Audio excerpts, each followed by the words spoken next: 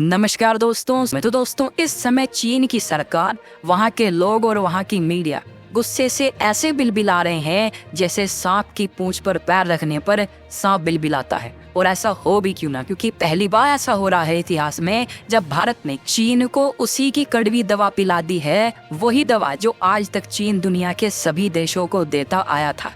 क्या है ये दवा? चलिए मैं आपको बताता हूँ। दरअसल हुआ ये है कि अब से कुछ ही हफ्तों पहले एक फोटो निकलकर सामने आई जिसमें दिखा कि भारत के 3 सेना प्रमुख, भारत के वायुसेना प्रमुख, नौसेना प्रमुख और थल सेना प्रमुख तीनों एक साथ हैं ताइवान में, और वहाँ पर ये एक समिट में हिस्सा ले रहे हैं। और ये इतिहास में पहली बार ऐसा हो रहा था कि भारतीय सेना के 3 इतने बड़े जनरल, जो कि अब से 1.5-2 साल पहले तक भारतीय सेना के प्रमुख के पद पर थे, वो ताइवान में एक साथ मौजूद हों। इस फोटो ने, यकीन मानिए, पूरी चीनी एस्टेब्लिशमेंट को बुरी तरीके से हिलाकर रख दिया है, क्योंकि ये सीधा सीधा चीन की वन चाइना पॉलिसी को बड़ा चैलेंज था। लेकिन बात सिर्फ यहीं तक सीमित नहीं थी। अब से 2 दिन पहले जो हुआ है उसे देखने के बाद तो चीनियों ने गुस्से में अपने बाल पकड़कर नोच लिए हैं। पूरी एस्टेब्लिशमेंट गुस्से से पागल हो चुकी है। ऐसा मैं क्यों कह रहा हूँ, आप अपनी स्क्रीन पर एक ट्वीट देखिए।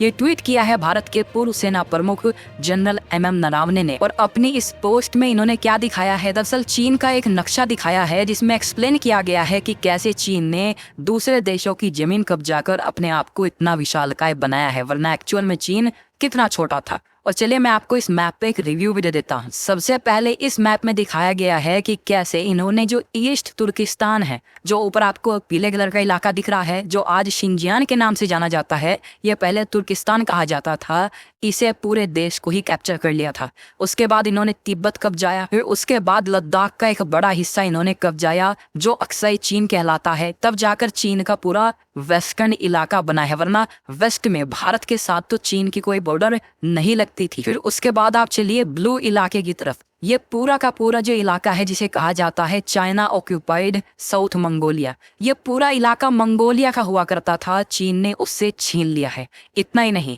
जो ग्रीन कलर का इलाका है वो मंचूरिया हुआ करता था, जिसे चीन ने छीना है। और फिर बाद में जो ये रेड कलर का इलाका बचा है ना, ये है असल चाइना। ये हुआ करता था ओरिजिनल चाइना, और चीन ने कैसे दुनिया के अलग अलग देशों की जमीनें छीनी, तब जाकर आज ये इतना विशालकाय देश बना है। और यही हकीकत है चाइना की, और यही हकीकत जब हमारे जनरल साहब ने दुनिया के सामने रखी तो चीन की पूरी एस्टेब्लिशमेंट हिल चुकी है कि भारत कितने अग्रेसिव तरीके से चीन की वन चाइना पॉलिसी को टारगेट कर रहा है।